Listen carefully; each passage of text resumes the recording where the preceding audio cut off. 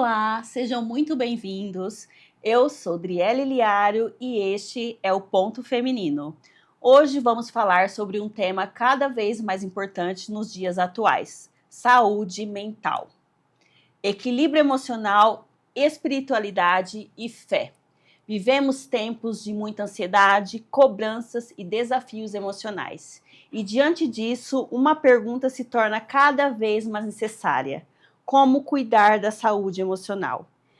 E de que forma a fé, a espiritualidade podem nos ajudar a encontrar esse equilíbrio, fortalecimento e até cura emocional. E para essa conversa tão especial, recebemos a doutora Lívia Fraga da Silva, médica, psiquiatra há mais de 25 anos, com ampla experiência clínica e também caminhada muito próxima à espiritualidade e os estudos judaicos. Doutora Lívia, seja muito bem-vinda aqui no Ponto Feminino. Eu estou muito feliz em te receber, até porque você já é minha amiga há um bom tempo. Verdade. E assim, esse convite veio, acho que em um momento muito especial e é gratificante te receber aqui. Eu agradeço muito o teu convite, Driele, e espero poder contribuir, né? Porque esses assuntos são muito profundos e merecem a nossa atenção, sim. Doutora Lívia, antes de começarmos esse assunto, eu queria dizer que é um prazer te receber aqui, como eu já te disse. Mas para quem está nos assistindo aqui pela TV Judaica, que ainda não te conhece, eu queria que você contasse um pouco da sua trajetória como médica, né? Na psiquiatria, a sua formação e todo o seu trabalho que você tem desenvolvido. Sim.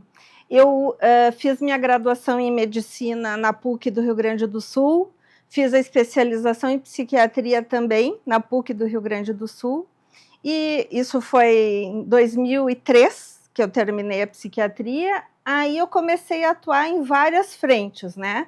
No consultório, também tive um período longo na saúde mental pública, ajudei a instituir um CAPS no Rio Grande do Sul, sempre com consultório, tenho alguma experiência como clínica geral também. Em 2023, eu vim para São Paulo. E aí, então, começou uma nova fase na minha vida, né, profissional e de integração na comunidade judaica. Conta pra gente como que foi tudo isso, essa transição. Sim, foi assim, depois a gente vai falar dos projetos onde eu já atuei e atuo, e uma dos links, assim, foi que eu comecei a ser voluntária do projeto do Rabino Shii Pasternak, primeiro online, né? Então eu atendi os pacientes de São Paulo que estavam no programa através de consultas virtuais.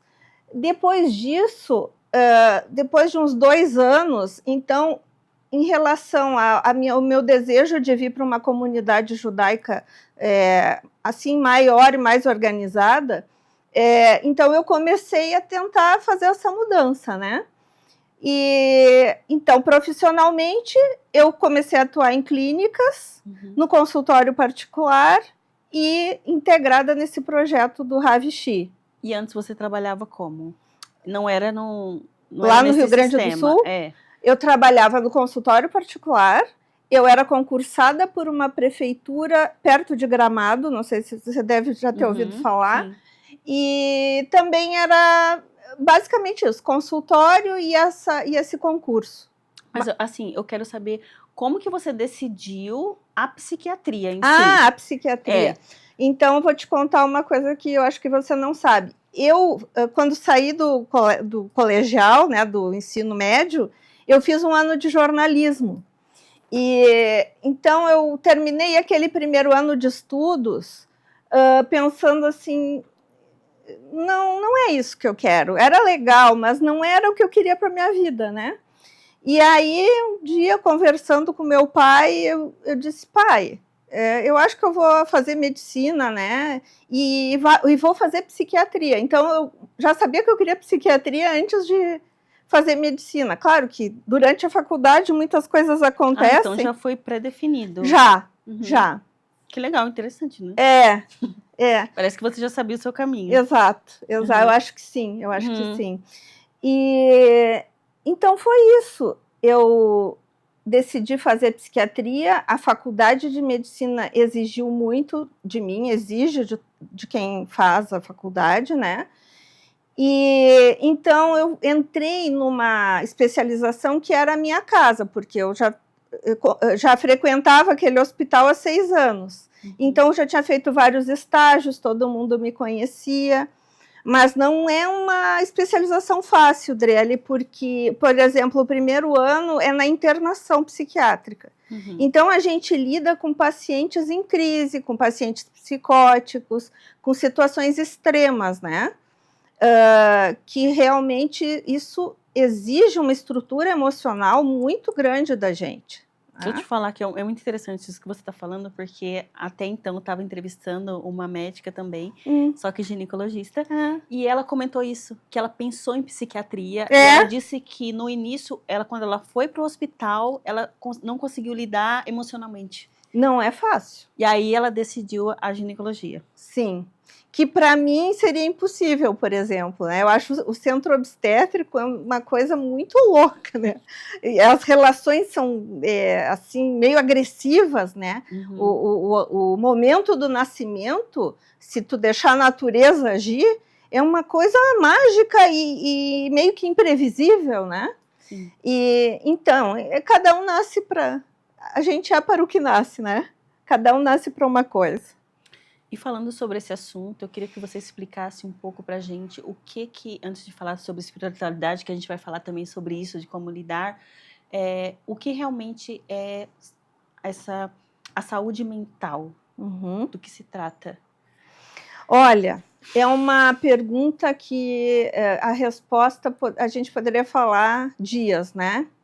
Mas eu vou tentar falar um pouco do que eu penso sobre isso, junto com uma certa trajetória de teorias e de ideias que eu fui construindo ao longo desses 25 anos. Antes de mais nada, eu acho que é fundamental a saúde do corpo. Eu vou dar exemplos práticos. Não adianta nada tu mandar para a psicanálise um paciente que tem um tumor cerebral. Não adianta, por exemplo, uma senhora que já tinha trocado 5 vezes de psiquiatra, resistente ao tratamento e tal, eu recebi e pensei, eu vou ser a sexta, né? Porque... Mas o que aconteceu? Eu segui o protocolo que todo bom psiquiatra tem que seguir, que é pedir uma avaliação clínica. E a tireoide dela estava muito comprometida. Então, ela começou a tratar a tireoide, em menos de uma semana, parecia que ela tinha renascido. E é nesse ponto que eu quero me deter, né? Situações clínicas podem mascarar quadros psiquiátricos, e isso, para mim, é a base.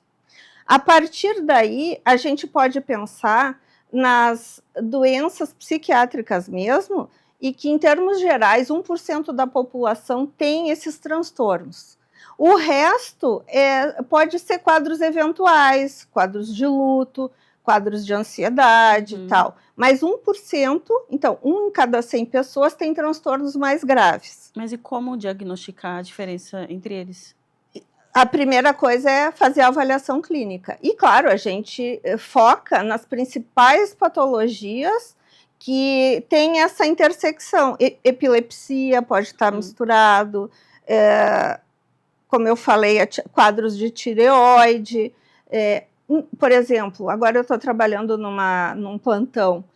Tem sido comum receber pacientes que a família traz como uma depressão horrível e tal, de um idoso. Aí eu peço exames, ele está com uma infecção urinária muito importante. Então, como é que eu vou tratar depressão se a pessoa está séptica? Entende? Então, assim, ó, eu acho que essa visão, para mim, me dá segurança. Eu senti que mais ou menos eu sei o que eu estou fazendo, né? Porque a gente não tem poder sobre tudo. Sim. Mas essa base de raciocínio clínico, eu acho que proporciona segurança para o paciente. Então, aí a partir desse ponto, a gente pode entrar nas doenças psiquiátricas, que é um mundo, né? Mas o que eu quero te dizer? Até quero falar um pouco sobre a questão dos diagnósticos, né? Porque nós, psiquiatras, somos um pouco criticados. Sim. Porque a gente classifica. E eu acho que tem que ser feito alguns esclarecimentos sobre isso. A gente não classifica para engessar a pessoa. A gente classifica porque estabelecer uma medicação correta para alguém na psiquiatria parte de consensos mundiais que são estabelecidos através de meta-análises, que são um modelo de pesquisa muito bem definido e que traz lado científico, essa confiabilidade. Então, não é por nada que a gente segue toda essa sequência. E aí, depois a gente vai falar de espiritualidade, existe um falso dilema, eu acho, que é assim, a espiritualidade se contrapõe à ciência. Eu não acredito nisso. Essa é uma boa pergunta. O que eu acredito... que a gente vai saber sobre isso. O que eu acredito é que cada um tem o seu momento. E, ao mesmo tempo, as duas interagem ao mesmo tempo. É aquela coisa do corpo e do espírito. Nós não somos só corpo e também não somos só espírito. Exatamente. E não precisa negar nenhum dos dois, né? Não precisa. Em relação às doenças que hoje, de certa forma, eu queria saber assim, se elas estão sendo descobertas ou se foi uma pesquisa que com o tempo foram surgindo com o tempo, como TDAH, autismo, todas essas doenças que hoje a gente está ouvindo tanto falar. Olha, você citou duas transtornos do neurodesenvolvimento. O que eu acho a respeito disso? Eu acho que tem um exagero, eu acho que está se super diagnosticando casos que não teriam que, por exemplo, tomar medicação. Porém, quando existe... Mas eu não posso dizer que não existem os transtornos, entendeu? Quando existe, isso tem que ser considerado, porque existe um grau de sofrimento muito grande para essas pessoas. E eu sou testemunha e é real isso. E pode haver um alívio desse sofrimento muito grande, uma vez que bem diagnosticados e tratados da forma adequada, né? Por exemplo, está se fazendo muito diagnóstico de autismo na idade adulta. Quando eu recebo um paciente assim, e que eu acho que faz sentido, o que eu tento ver no atual momento, quais são os prejuízos que isso tudo deixou? Porque às vezes são pessoas que tiveram crise neurosensorial a vida inteira e que desenvolveram uma depressão já consequente disso não ser tratado. Então eu tenho que dar um amparo para essa pessoa no atual momento.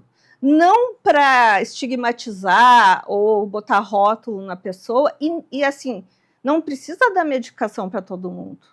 E tem uma ideia básica na psiquiatria. As linhas de psicoterapia e medicação juntas funcionam melhor do que só uma ou só a outra. Isso aí é básico. O que eu acho? Que tem muitos casos que não precisam medicação e que a psicoterapia dá conta perfeitamente, né? Mudança de estilo de vida, uma alimentação saudável, sabe? Mudanças comportamentais. Então, deixa eu só entender. A pessoa, no caso, que ela tem algum transtorno, ela já tinha isso. Então, às vezes, pode acontecer alguma situação que ela desencadeia. Exatamente. Isso que você está falando é o que Não tem como surgir, assim, do nada ela... É o que a epigenética estuda, que são alterações no nosso código genético no que diz respeito ao funcionamento do cerebral e dos neurotransmissores. O que isso acarreta? Uma mudança no funcionamento cerebral da pessoa, né? Então, traumas na idade precoce. Eu estava até, você falou agora, eu lembrei de um vídeo que eu vi sobre o Dr. Winnicott, que é um psiquiatra britânico, que recebeu as crianças vindas dos campos de concentração e que essas crianças apresentavam algumas alterações de comportamento bem significativas e que no estudo dele, ele concluiu que essas alterações de comportamento tinham um caráter adaptativo e que se aquela menina, aquele menino tinha enurese noturna, fazia xixi na cama ou não seguia algumas regras, isso era uma adaptação para desviar de doenças psiquiátricas mais graves, como depressão e psicose. Então, isso aí é bem Sim, o que você está exemplificando. Ele fez várias pesquisas nos anos 70, mas ele já trabalhava antes, e ele é um dos grandes psiquiatras que fala sobre a infância, né? E eu lembrei disso porque, assim, tu vê, às vezes, nosso psiquismo desenvolve uma certa patologia para não desenvolver outra mais grave. Entende? Sim. Então, é uma saída... proteção do próprio corpo. Do próprio corpo, exatamente. E, assim, tem vários estudos já sobre isso atualmente, né? Sobre como o trauma fica marcado. Mas, para compensar esse determinismo de que o trauma marca, tem a ideia de que os neurônios se regeneram, porque antigamente se pensava que não, o neurônio morreu. Mas e como o corpo não consegue também ter essa ação? No caso de se a pessoa perde um ente querido, nesse momento, por que também o corpo não consegue fazer essa proteção? Eu acho, Driele, que nós estamos falando aqui em tese, eu não sou pesquisadora na área, que tudo tem um limite, entende? A gente faz o melhor que pode com o que tem, com a nossa carga genética, com o ambiente, porque essa é o que mais influencia, né? E então, assim, de repente, você vai conseguir superar um luto melhor do que eu, porque existe uma construção da personalidade que ela é individual. Sim. Então, não dá para generalizar. Você tocou num ponto antes que eu acho importante. Não se estabelece que existe uma entidade nosológica, uma doença, do nada, entende?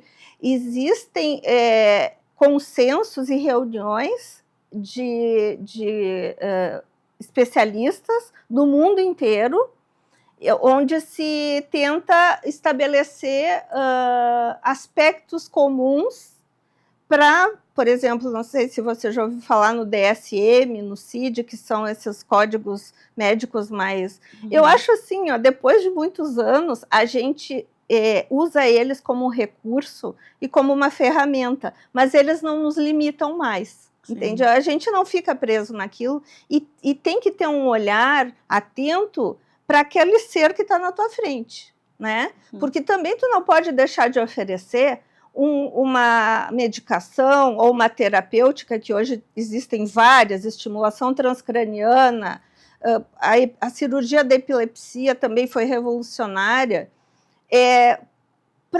vai melhorar demais a qualidade de vida da pessoa. Então, como é que tu vai te dar o direito também de omitir isso? É nossa obrigação também, ética, poder oferecer e tentar ir atrás das melhores terapêuticas. E você acha que hoje as tecnologias estão muito mais desenvolvidas em relação à ajuda desses pacientes? Olha, nos congressos, o que a gente vê? Sim, né, existem novos tratamentos, às vezes renascem modas antigas, e eu falei da estimulação transcraniana, tem descobertas de medicações para situações de crise, e aí tem assuntos polêmicos como a ketamina, não sei se você já ouviu falar, é uma substância que é usada para crise, né? Mas também cabe como alerta que ela tem sido usada também como recreação e está se tornando um problema, porque as pessoas se tornam dependentes, né? Sim. Então, é uma questão ética muito séria, muito importante, assim, Sim. que a gente conversa entre nós, entre os colegas, né? Tem tanta coisa para a gente falar, mas infelizmente nós vamos ter que ir para os comerciais. E no próximo bloco nós vamos falar sobre espiritualidade, fé, judaísmo e como tudo isso pode ajudar no equilíbrio emocional e até nos processos de cura. O Ponto Feminino já volta.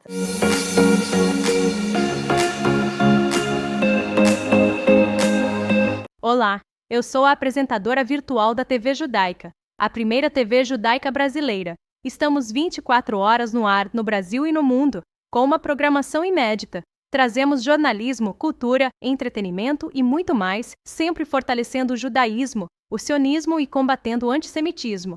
E o melhor, estamos crescendo a cada dia, com mais audiência, mais engajamento e milhares de downloads do nosso aplicativo. Agora, queremos você com a gente. Anuncie sua marca, patrocine a TV ou programas, ou desenvolva novos conteúdos em parceria com a TV Judaica. Entre em contato pelo telefone abaixo e solicite nosso Media Kit. Vamos juntos construir algo grandioso. TV Judaica, conectando você a Israel, aonde quer que esteja, 24 horas por dia.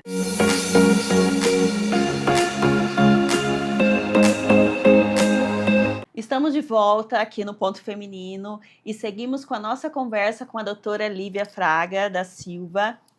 Lívia, em relação aos preconceitos, até mesmo, se você acredita que mesmo depois de tanto tempo, no mundo que nós vivemos mais moderno, existe ainda uma dificuldade das pessoas procurarem ajuda, tanto psiquiátrica ou psicológica? Existem tabus em relação a isso? Sim, Driele, infelizmente, sim, e eu atribuo isso a alguns fatores, né? Existem fatores sociológicos que estão relacionados à ideia de que a loucura tem que ser isolada e silenciada, né? E alguns sociólogos estudaram e se debruçaram sobre esse tema. Existe também uma questão sistêmica que é assim, nos grupos familiares, por exemplo, é muito comum que o grupo inconscientemente escolha um membro para ser o portador da doença da família toda. Então, assim, a gente vê isso no consultório. Como assim? Chega, por exemplo, os pais com um filho, uma família que tem 3 filhos. Uhum. E aí esse menino é assim, é assado, e aí tu começa a observar que a família toda está com problema. Uhum. E que aquele filho, ele às vezes é o mais sensível, às vezes é o mais que sente. É o mais generoso. Uhum. Então ele pega para ele essa tarefa. E, então, o nosso trabalho também é esse, né? Uhum. Vamos redistribuir aqui as coisas.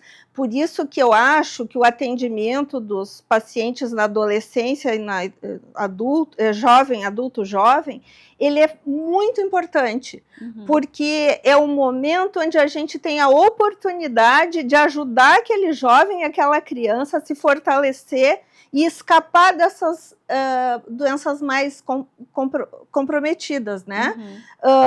E me lembrei do Reb, né? O Reb sempre olhou com muita atenção para as crianças e a gente se emociona quando fala nisso. Porque a mente deles estão muito abertas para esse mundo. Exatamente. Então, assim, claro que eu acho que a gente não pode sair julgando as pessoas, né? Aqueles pais não fazem isso porque querem prejudicar o filho. É o que eles têm de recurso emocional para oferecer. Então, pode mudar o rumo das coisas, essa abordagem, né? Então, assim, o preconceito também tem a ver com isso. E uma outra coisa que aí a psicanálise traz é que é a resistência ao tratamento, né? É mais fácil eu continuar jogando o tigrinho do que eu ir para uma terapia, entender o que aquela sintoma está representando e do que eu estou fugindo. Porque aí dói. Não é, se tratar não é uma coisa simples, né? Mas então esse conceito da resistência ao tratamento. Uma coisa legal de lembrar, assim, ó, é que existiu em 1978 uma lei que foi iniciada na Itália, em Trieste, chamada Franco, agora me falhou o nome, mas assim foi muito importante, porque ele extinguiu o primeiro manicômio no mundo, e ele tornou essas internações comunitárias. E aqui no Brasil isso aconteceu alguns anos depois, né? Então, o que eu quero te dizer com isso? Você vê que está entrelaçado uma série de preconceitos e ideias que fazem com que pensar nas doenças que dizem respeito à mente, às emoções, a mudanças de comportamento, território perigoso, né? E depois a gente vai falar, eu citei o Rabino Shi, uma coisa que eu perguntei para ele há pouco tempo, o que o senhor se preocupa, né? Porque o Rabino Shi é um homem que falava em saúde mental numa época em que esse assunto era proibido, né? E ele disse, Lívia, eu me preocupo que ainda existe muito preconceito e que a gente tem que falar mais e tem que se tornar mais natural poder tratar essas coisas. Sim. Eu imaginando o que você está falando, eu começo a pensar assim, as crianças às vezes, numa época muito mais antiga, eram escondidas, né? Quando tinha algum problema. Sim. Será que é relacionado a isso também, para você às vezes esconder os problemas que tinham próprios com os pais, certeza. dentro de casa? Tudo que era diferente da média tem que ser abafado e escondido, né? Eu nem gostaria de falar nesse assunto, mas a própria ideia dos campos de concentração. E quem é que ia para lá? Os judeus, pessoas, os gays, existia, então, quem era considerado minoria, né? Então, isso a gente tem que lutar muito. E porque, assim, estamos na TV judaica, né? Sim. A gente tem que se fortalecer como comunidade para que esse tipo de coisa nunca mais aconteça, né? Então, assim, qual que é o essencial hoje para ajudar, no caso a família hoje, você acredita, ou a comunidade, no caso da comunidade judaica, ou na comunidade que a pessoa vive, esse é essencial para uma proteção dessa pessoa, para ela se curar? Você está perguntando em relação à religiosidade? Não somente a religiosidade, independente da comunidade que ela viva, entendeu? Eu acho que sim, e inclusive tem muitas pesquisas que falam sobre isso que você está falando. O apoio mesmo, o apoio independente da comunidade, seja religiosa, da comunidade que ela viva, da família, isso. O que ela chama de família.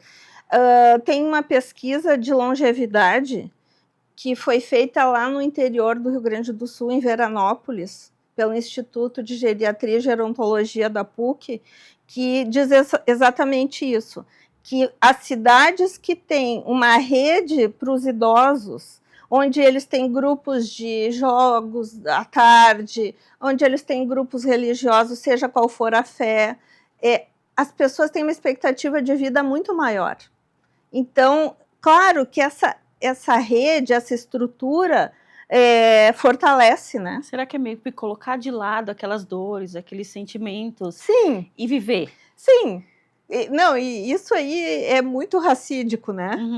Que é assim, vamos viver no presente, fazer o que a gente tem que fazer, porque não adianta ficar também só remoendo e abraçada no sofrimento. E pouco, né? É um pouco isso que eu acho, assim, a medicina. Uma coisa importante que eu descobri nesses 25 anos, a medicina resolve algumas coisas, né? Tem muitas que ela não resolve. Sim. Claro que não é por isso que eu não vou fazer melhor possível o meu trabalho, mas eu sei, eu vejo e sei as minhas limitações e acho muito perigoso o médico que acha que não tem limitações e que ele é o super especialista. Isso aí é uma ilusão, né? Uma ilusão onipotente. Então, assim, aí que entram essas outras coisas que aí eu comecei a estudar. Sim. Né? Então vamos falar sobre isso. É isso mesmo que eu quero saber. Como a fé entra nesse processo da cura? Como você vê essa relação do corpo, da mente, do espírito e a fé nesse processo de cura espiritual, mental? Uhum. Bom, por onde começar? Qual que é a sua visão? Eu acho assim, ó, que precisa ficar claro que não existe um conflito entre mente e corpo.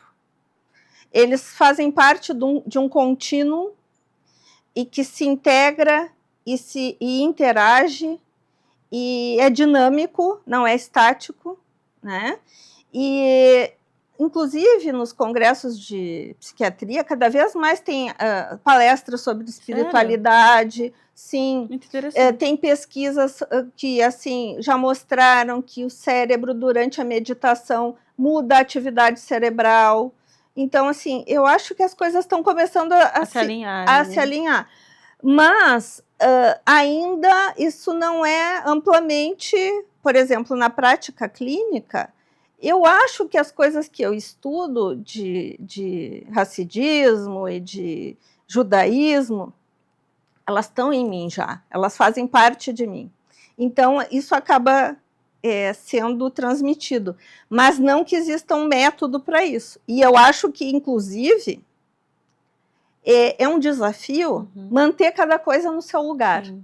Porque senão vira bagunça, né? Só que eu acho que eu vejo muito, muito legal esse lado do judaísmo, que ele é essa racionalidade do judaísmo, que não separa a espiritualidade. Você consegue colocar a racionalidade dentro da espiritualidade, que às vezes em outras ideologias você não liga. Eles separam muito a espiritualidade. Não, ou você é espiritual ou você é racional. Para ilustrar isso que você está dizendo, eu li há algum tempo atrás as cartas sobre meditação do Rebbe. E ele faz questão ali de incluir os médicos no que ele chama de meditação kasher. E a meditação kasher é justamente isso, que qualquer médico possa desenvolver esse tipo de trabalho, porque ele ficou muito preocupado, num determinado momento da história, com difusão de muitas vertentes espiritualistas que possam confundir o que é realmente kasher. Né? Então, vamos deixar a coisa num nível que qualquer médico possa fazer, né? Mas, ao mesmo tempo, não negar que existe essa inter-relação. Sim. Você, no judaísmo, como equilíbrio emocional, você acha que esse equilíbrio é visto como algo espiritual mesmo, ou que deve ser tratado? Eu vou te dizer uma coisa, Adriele. Eu acho que cada pessoa tem a sua espiritualidade, né? Mas o judaísmo mesmo, né, e que me faz bem, faz parte de um conjunto de coisas que tem a ver com a reza, tem a ver com a alimentação kasher, tem a ver com o cumprimento de mitzvot, tem a ver com vivenciar os Hagim na nossa comunidade. Então, se tu vai me dizer, isso tudo aí não parece muito espiritual, mas eu acho que é uma base para a vida da gente que acaba sendo um alicerce. E, no final das contas, nós estamos cumprindo o que Hashem gostaria, né? Então, isso fortalece muito a gente, né? Inclusive, a atividade física é importante, mas a alimentação kasher é uma coisa extremamente saudável. e acaba evitando uma série de questões, né? Que antes não se perguntava, né? Por que misturar carne com leite? Mas hoje se busca as respostas, porque isso faz mal para a saúde. Sim, sim. Né? E eu imagino que dentro da parte das terapias, ou da medicina, ou da parte também psiquiátrica, deve ter o mesmo conceito. Você diz em de relação... cuidados. Sim. De cuidados em relação... Sim. Porque, para que não se aconteça futuramente, em relação ao que você falou de a gente depois da genética, você acredita que tudo isso, da forma de vida, por exemplo, judaica, pode ajudar na genética? Pode. Você está falando de uma coisa que se chama... porque você citou sobre comer kasher, sobre cuidar da sua espiritualidade. Isso vai afetar também... Vai. A genética futura? Sim, claro que sim. Eu nem vou entrar em aspectos espirituais disso, porque eu nem tenho... eu sou uma mera estudante e aprendiz, mas sim, com certeza isso que você falou é verdade. E assim você vai dizer, tá, mas então só quem é judeu e observante é que se... Eu acho que qualquer pessoa, porque o judaísmo é muito amplo, né? Eu acho que qualquer pessoa que tem uma vida de conexão com a sua espiritualidade da forma que ele... A minha é essa, entende? Sim, tem assim gente que eu quer sou meditar, feliz. como você falou, que encontra o equilíbrio, às vezes, na meditação. O importante, nesse caso, é encontrar o equilíbrio. Para mim, é o que me deixa bem. Eu me sinto em paz, entende? Me sinto mais forte. Então, eu não posso falar para outra pessoa que faça a mesma coisa que eu. Sim. Tem um aspecto da espiritualidade que eu gostaria, só eu vou me aventurar nesse ponto, que é o seguinte. Existe uma ideia de que quando existe uma parte da nossa alma que ela nunca adoeceu, que é a que está em contato com a fonte. E que essas outras questões que a gente adoece, elas estão numa parte da nossa alma que não é essa... né? Então, a gente trata o que chama Zeir Anpin, né? Quando se consegue acessar esse nível da alma, o tempo e o espaço se desfazem e aquela doença fica relativa. É simples fazer isso? Nem um pouco simples. Às vezes é o trabalho de uma vida inteira. Sim. Por isso que eu fico um pouco assustada com as promessas de que cursos de Kabbalah vão fazer curas milagrosas. Eu não acredito em milagre, eu acredito em trabalho, não é? E não acredito... É uma lapidação. E não acredito em pessoas que usam uma ferramenta como a solução mágica para tudo. Não é assim que funciona na prática, pelo menos na minha experiência. Sim. No caso, é individual, o trabalho interno. E é um processo... Tem como usar um método para cada... eu vou usar aquele método de Kabbalah que todo mundo está usando. Exato. E ela não se transforma e não chega onde ela quer e não sabe por quê.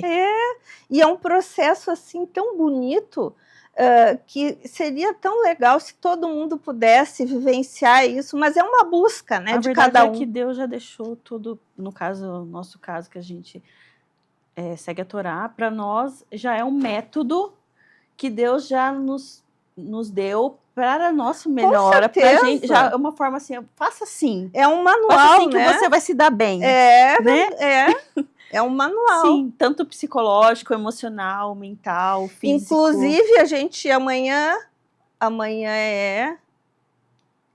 daqui a 2 dias nós vamos estar lendo os 10 mandamentos nas nossas sinagogas, né? Então, nós estamos falando nisso no momento oportuno. É um momento muito oportuno. Eu quero que a gente vai entrar para o próximo bloco, para os comerciais, e no próximo bloco você vai me contar sobre os grupos que você participa e no que isso tem ajudado na cura dos seus pacientes. Tá, legal. Tá bom? Tá bom. Nós vamos para os comerciais e logo já voltamos com a doutora Lívia. Esteja conosco.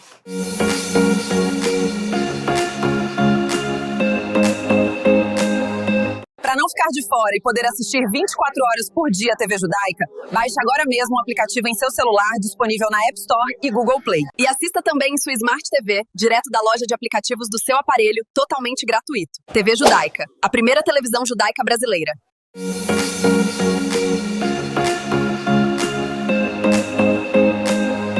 Voltamos aqui no Ponto Feminino, direto da TV Judaica. Eu estou com a doutora Lívia Fraga, que eu já conheço há um tempo, minha amiga. A gente já participou de grupos de estudos. E falando sobre esse assunto específico, Lívia, você me contou que você participa de alguns grupos, né? Sim. De estudos de judaísmo também, né, nessa área mental. Sim. E eu gostaria que você contasse um pouco pra gente no que isso tudo tem te ajudado nessa sua carreira maravilhosa. Sim, obrigada, querida. Primeiro eu vou falar que grupos são esses, Sim, né? conta Até pra por gente, uma porque questão é muito curioso. de gratidão, Sim. né, a essas pessoas. Bom, então, como eu falei antes na hora Avraham, que é uma instituição que tem vários braços, né? Tem o Razak, que empresta materiais de, por exemplo, muletas, cadeiras para quem está em recuperação, para a comunidade. Tem o Derer, que é um lado da psicoterapia, né? Tem também o projeto Shema. Então, assim, que são pessoas que ligam para lá. Conta pra gente um pouco do como que funcionam esses projetos. Pois é. O Razak tem que entrar em contato com a instituição, né? Para ver o que eles têm disponível e tal. O Derer passa por uma triagem, né? Tem uma lista de espera, e aí, quando é necessário, é encaminhado para psicoterapia ou para psiquiatria. É um trabalho muito sério e muito bem feito, e quem está mais à frente disso é o Rabino Itty Pasternak, e o colega, o Léo, que é psicólogo, o Léo Tondato, e funciona muito bem, né? Eu sou testemunha. No momento, eu não estou mais atuando. Mas você já atuou nesses Atuei em 4 anos. Eles? Não, só no Derer, né? Que é esse eu era psiquiatra. É quando você veio para cá. Isso. Então, é um pessoal muito sério. Então, você tem uma experiência bem vasta. Sim, foi um momento muito importante para eu entender certos aspectos e peculiaridades da nossa comunidade, né? E eu sou muito grata a eles, porque eles confiaram no meu trabalho, em mim, abriram oportunidades, eu tenho que agradecer isso, né? Eu acho que é uma experiência incrível, Sim. assim, até porque mas é dentro mesmo da comunidade judaica que são esses atendimentos? Sim. Só para as pessoas entenderem, assim, como que funciona o projeto. Sim, são pacientes da comunidade. E daí depois vamos para o outro capítulo, que é o grupo que é muito legal, assim, que eu tenho um carinho muito especial, que se chama Arte de Amar, que quem está à frente é o Rabino Shalom Gurari, e meu querido Rabino. E assim, é um trabalho lindo de arte-terapia em instituições para idosos, onde não existe o compromisso com fazer arte perfeita, mas é uma forma de entrar em contato com sentimentos, de ter um contato de carinho com esses idosos, às vezes que estão institucionalizados. E também eu sou uma apreciadora da arte-terapia, porque eu acho que é uma das formas de entrar em contato com esse lado da nossa alma. Nossa, me admira muito esse projeto. Né? É lindo. É lindo. E nós, inclusive, precisamos de voluntários. Que legal. Precisamos de voluntários, quem tiver interesse. Eu sei pintar, né? Eu tenho... Sim, eu tenho... Legal. Dom, assim. E é bem legal. Eu acho eu admiro, eu acho que a arte é uma forma assim de cura muito muito grande. Sim. Que também tem teve também uma exposição aqui que retratou muito isso. Crianças que usavam a arte no Holocausto, né, na Shoah, que pintavam. Tinha uma professora que eles esqueciam tudo que eles passavam. Exatamente. no que aconteceu lá e ainda conta. Eles escreviam, sabe? Eles escreviam o que aconteceram escreviam na arte deles, né? O que acontecia, mas de uma forma que eles viviam em outro mundo. Eles viviam uma outra história que não era aquilo que eles estavam passando, entendeu? Sim. Então, assim, sempre a arte está sempre até mesmo nas tragédias mundiais. É verdade. E sabe o que eu acho também legal sobre isso? É que existe nesses encontros uma conexão das almas, né? E nós, no final das contas, estamos aqui para isso, para nos conectarmos, porque o povo judeu toda uma alma coletiva. Então, a cada encontro, cada contato que a gente tem, com esse intuito, a gente está, de alguma forma, fazendo a nossa parte, né? Sim. E é incrível sobre isso que você está falando de conexão, que às vezes a gente pensa assim, você está num lugar, de repente você está com pessoas que você não imaginava que você estaria naquele momento, e aí não dá para não acreditar nisso que você está falando. É incrível, é muito legal, é muito bonito tudo isso, né? Parece que é um elo. Exato. Deus já faz um elo assim entre as pessoas para que você esteja em outro momento fazendo determinadas coisas e ajudando outras pessoas. É incrível, isso é lindo, isso é espiritualidade. E lembrando de uma coisa da Torá, que a gente só recebeu a Torá porque nós éramos né? Sim. Um povo, uma alma. Antes de poder ter essa bênção, tivemos que nos tornar um povo, né? Sim. Então, eu acho curativo. Sim, mesmo. Eu acho que a cura mesmo da humanidade vai entrar nesse formato. Né? Quando a gente conseguir mesmo assim, se entrelaçar nessa cura, né? E a história está aí para confirmar, né? Quando o pessoal não se uniu, caíram os templos, né? Sim. Então nós temos que reforçar a garantia mútua. Começando dentro da comunidade e depois, acho que saindo fora, sabe? Desse centro. Acho que sempre começa, é o que diz o judaísmo, você sempre cuida do seu meio, né? Do seu aqui. Depois saindo, automaticamente isso leva para fora, para as outras pessoas. Claro. A partir do momento daquilo que você faz, você como psiquiatra, eu como apresentadora, e ele como ajudante sente, né, de casa, Adriele? Sim. A gente sente que isso começa a vir à tona. Sim, você nem tem controle sobre isso, acho que a gente não tem controle sobre isso. E no que esses grupos têm ajudado você, nos seus pacientes, no consultório hoje? Só faltou falar de um grupo. Sim, fala. Que é o grupo Psi da Rohel Yaakov, que é coordenado pelo rabino Yaakov Nurkin, e do qual fazem parte psicólogos, outro também colega psiquiatra, o Dr. Raymond Rosenberg. E nós estudamos assuntos variados e que existe essa intersecção com saúde mental e judaísmo, né? Muito interessante, muito importante, assim, para o entendimento, a compreensão, isso. E guardar a responsabilidade sobre os textos que são a base do judaísmo e não coisas assim fora do... né? Eu acho muito legal isso, essa importância de não separar, não separar as coisas, não separar o corpo, a mente, da espiritualidade. Eu acho que a espiritualidade está aí para nos auxiliar. E principalmente ser a nossa base nisso tudo. E uma espiritualidade com responsabilidade, né? Porque a gente não nasce nesse mundo sabendo de tudo e nem pronto. Não. É uma descoberta diária.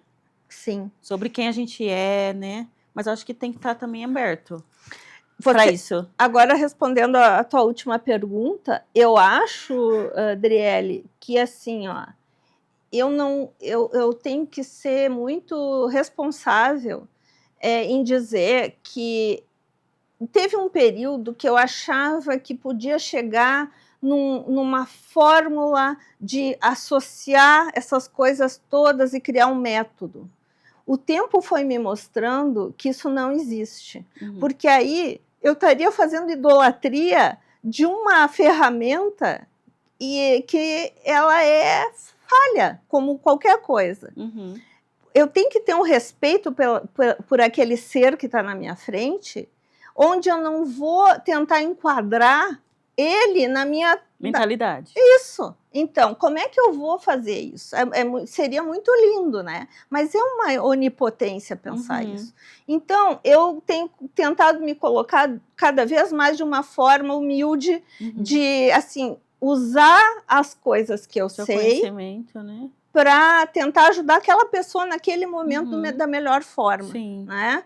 Tem diversas linhas, é impossível saber tudo. Né? Tem gente que até acha que a gente tem que seguir só uma linha. Sim. Né? Como eu tive um trabalho sempre de psiquiatra clínica, morando no interior, tu tem que fazer de tudo, eu acabei tendo um pensamento como de clínico geral da psiquiatria, entendeu?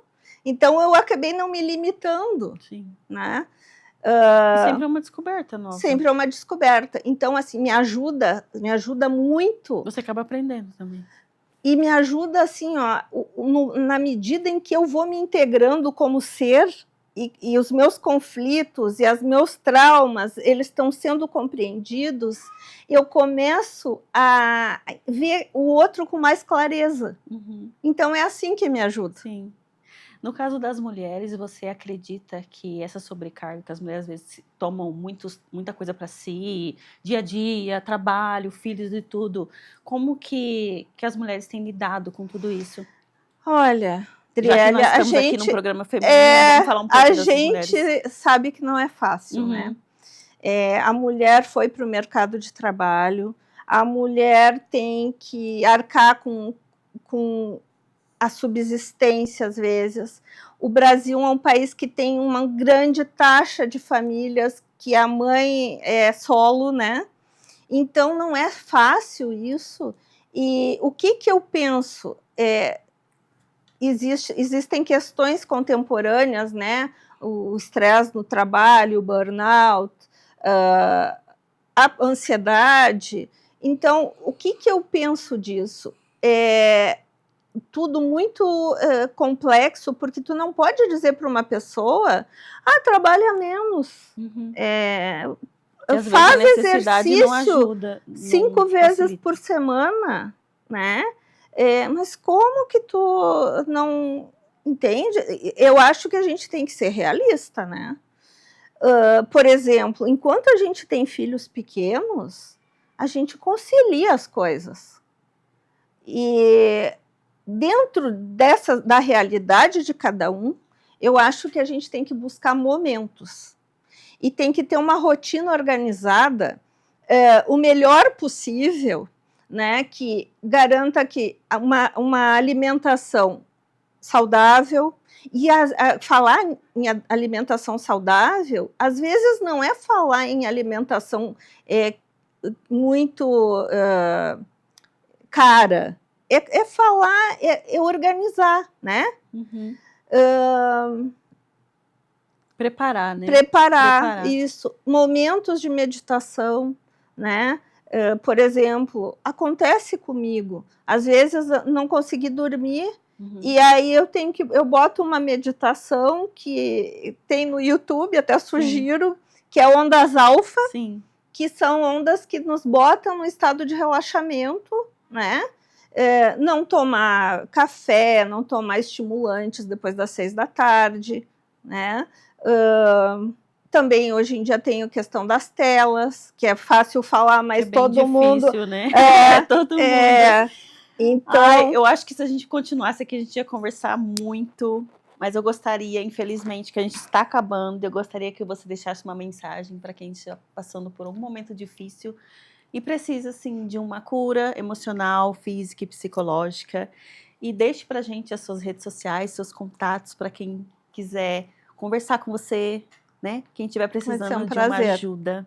Sim. Tanto judaica como emocional mesmo, né? Que eu acho que você tem todo o conhecimento para isso. Imagina, muito obrigada. Foi muito agradável estar aqui contigo. E o que eu gostaria, já que nós estamos falando nas mulheres, né? E nós estamos aqui. Muito se fala hoje em dia em sororidade, né? Mas eu acho que a maior sororidade antes de questões políticas, é essa abertura para apoiar as nossas companheiras de jornada. E eu gostaria de lembrar que o que realmente nos conecta com o feminino é ser cuidadora, né? E talvez eu vou ser criticada, porque não é muito moderno o que eu estou falando, sim, mas eu acho que é real, que quando a maior revolução que uma mulher pode fazer, talvez seja resistir a esse endurecimento que a vida contemporânea nos força e voltar a ser cuidadora de nós mesmas, das nossas companheiras de jornada, dos nossos homens, dos nossos filhos, né? Isso dá uma sensação de conforto, de novo, porque a gente conecta com a nossa essência, né? Sim. Então, isso aí é o feminino. E assim, sempre tem um ponto de virada onde aquele momento de desespero pode ser relativizado. Então, eu queria deixar um sentimento assim de esperança e de que existem na comunidade várias formas de se pedir ajuda. Eu falei de algumas, né? E é isso aí, foi um prazer estar aqui com vocês. Muito obrigada por ter vindo, eu estou muito feliz de você ter aceitado o nosso convite.